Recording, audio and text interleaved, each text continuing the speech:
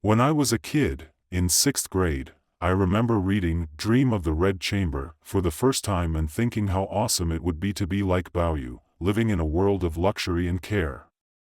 Having an old lady and a wife looking after me, with a bunch of sisters and maids around, life would be so sweet. But now I understand the pain Baoyu went through, way beyond what words can describe. He was so sick, yet he still managed to talk about it, even though he couldn't tell anyone. After that heart-to-heart in the 32nd chapter, Bao and Dai's love takes a whole new turn. It's like a sunny day with no clouds in sight. Daiyu undergoes a complete transformation. She's no longer snarky or moody. Can you believe it? She's actually adorable now. She drops all her defenses and even starts treating Bao Chai as her bestie. They become super tight, like two peas in a pod. Daiyu doesn't even feel the need to be on guard around Bao Chai anymore. This is the third stage of their love, where they have feelings for each other, right? But deep down, they both know it's impossible for them to be together. In the 52nd chapter, the girls were discussing this funny thing about how even foreigners can write Chinese poetry.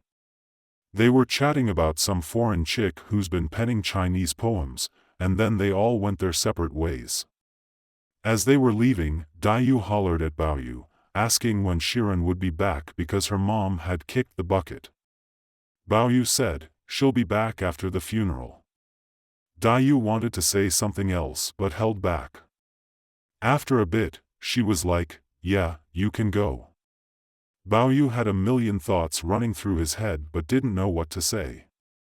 He thought for a sec, grinned, and was like, "Let's chat about it tomorrow," as he walked down the steps. Then, all of a sudden, he spun around and blurted out, "The nights are getting longer now. How often do you wake up from coughing at night?" Both of them had a lot to say, but all that came out was this: "How often do you wake up from coughing at night?" In the commentary for the 52nd chapter, Xianzai was like, "This is just too funny and irrelevant. I mean, they had so much to chat about, and then it boiled down to just one sentence. It's pretty funny and random. If you think about it, it's the absolute pinnacle of deep emotion and profound feeling. How can it even compare to stories of fleeting romance and secret affairs? Their love runs deep, and all they can say is that one sentence about coughing at night." Xianzai was like, "What is this?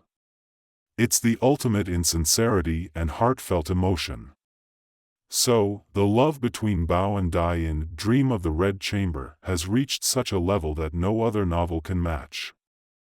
Let's dig deeper into Baoyu's mind and the cultural criticisms embedded in The Dream of the Red Chamber from his perspective. I've always thought that when Baoyu spouts all those crazy and nonsensical words in the Daguan Garden, he's actually speaking like a philosopher. Others might not get it, but he's got plenty of crazy things to say, right? There's this one line that we all know, where he differentiates between men and women, saying, "Girls are made of water, while guys are made of mud." What kind of statement is that? All the beauty of nature, like mountains, rivers, sun, and moon, is dedicated to women, while men are just worthless scum. And here we are, so many guys in this room. Are we all just worthless scum? This statement doesn't make any sense, does it? It doesn't make logical sense, right? Do men and women really have such differences? When I see a girl, what do I feel? How does Baoyu put it? Fresh and lovely. And when I see a guy, what does he say? Stinky and repulsive. What kind of statement is that? Think about it, is there any other statement that can reveal a critique of Chinese society at that time? Think about it, was ancient Chinese society dominated by men? When Baoyu says that all men are worthless scum, what is he really saying? That the whole society is what? Worthless scum. Maybe theorists need to write paragraphs upon paragraphs to critique society, but a literary artist only needs one sentence: girls are made of water, while guys are made of mud. All the beauty of nature is dedicated to women, while men are just a bunch of worthless scum. That's the language of literature. And if we take it a step further, Baoyu goes on to say something even crazier. He's like, women are always at their best before they get hitched, right? They're all fresh and lovely, but sadly, that's before tying the knot. But once a woman gets married, she often becomes more detestable than men. And you know what? There's some truth to that. So, maybe it's better for women to stay single, huh? What's the point of being confined to the women's quarters? They're the ones who embody all the beauty of nature: the sun, the moon, the mountains, the rivers. Why bother getting married? Once they step into society and start conforming to the standards set by men, they often become more detestable than men themselves. Here comes another crazy statement. But if you really think about it, it's kinda true. Once they leave the safety of the women's quarters and get married, it's hard for them to maintain their innocence and purity. This is Baoyu talking nonsense, but it actually reflects a deep criticism of Chinese society and culture at that time. Before The Dream of the Red Chamber, nobody had ever talked about the differences between men and women like this. It was always about putting men on a pedestal. Let's talk about the whole men and women thing. Traditional Chinese thinking has always favored men over women, even when Buddhism came to China. What does Buddhism say? If you're born as a woman in this life, it means you haven't achieved enlightenment yet. You still have to work hard and hope to be reborn as a man in the next life. Fengjie once said something similar. She had feelings for Yuan Yang, right? He wanted to take her away from Granny Jia and make her his concubine. But how could Yuan Yang accept that? She even cut her own hair with scissors to show that she was determined not to get married. When Granny Jia found out about Jiaxi's intentions, she got angry too, right? She relied much on Yanning's service, didn't she? It's one thing if you don't serve me well when I'm around, but now you want to interfere in my affairs and take Yuan Yang away from me. After seeing Granny Jia's anger, Jiaxi backed off, but he still made a harsh comment. He said, since ancient times, Chang'er loved young men. Ah, so Yan Yang must have fallen in love with Baoyu, right? That's why she refuses to go with me. He was also angry and held a grudge. That's the story. Granny Jia's anger didn't go away, and someone tried to calm her down, right? The incident was over, right? Lady Xing Jiaxi's wife couldn't escape blame, and then Granny Jia blamed Lady Wang for it, even though Lady Wang had nothing to do with it. So, Baoyu was clever and took the blame for Lady Wang, saying, "It's my fault, not hers."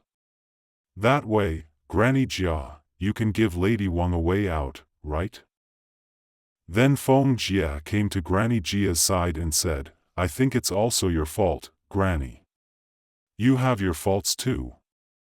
Granny Jia couldn't understand and asked, what faults do I have? Fengjie replied, who made you train Yuan Yang so well? If I were a man, I would want her too. But since I'm a woman now, I can't have her. I'll have to wait until my next life when I become a man to have her. She used the language of Buddhism, which still upholds male superiority. You know, in this novel, Dream of the Red Chamber, this guy Baoyu talks about women in such a high and mighty way, you know? Like, what are men even worth, right? It's like nothing we've seen before in Chinese thinking. And then there's this guy, Liu Xinwu, who just doesn't get it. He did this whole lecture thing on Dream of the Red Chamber at the Scholars Forum. I never actually heard it, but one day I stumbled upon his lectures turned into a book at a bookstall. So, I was like, let's see what he's got to say. I opened it up, and what do I find?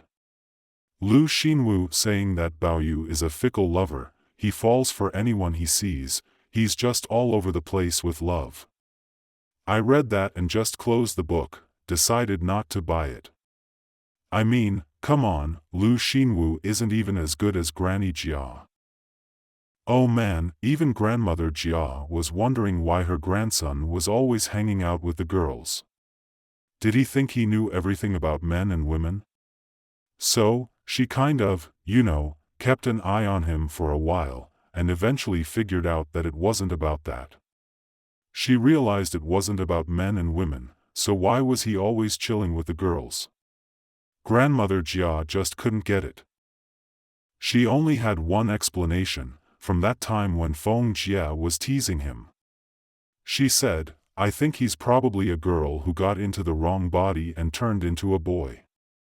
Like, he was originally a girl, so that's the only way to explain it. So Grandmother Jia got that Baoyu wasn't into men and women stuff. Falling for one person after another, not being focused, it's not like that. But what was it for? Of course, Grandmother Jia couldn't understand this level, right? It's like Baoyu's basic criticism of Chinese society at that time. So, who did Baoyu hang out with? Who did he have feelings for? It was with other exceptional individuals, right? Of course, all of this is not something that Grandmother Jia could understand, but come on, Liu Xinwu, you can't be worse than Grandmother Jia, right? So, I won't read his book anymore. All I've been hearing is gossip. Someone told me that he wrote a sequel to Dream of the Red Chamber, continued it. I told them, I don't even need to read it, you already know what kind of mess he's gonna create. But hey, Liu Xinwu, forgive me for being blunt, right? A lot of folks think the last 40 chapters are just a cheap add-on, but what about the ending of Baoyu and Daiyu's love story? It has to be written in those last 40 chapters, right? The first 80 chapters haven't even reached that point yet, but within those first 80 chapters, there's a foreshadowing of the tragic love story of Baoyu and Daiyu. What foreshadowing, you ask?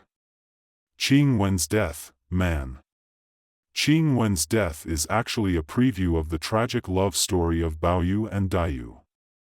We've always said, of whose shadow is Qing Wen? It's Daiyu's shadow.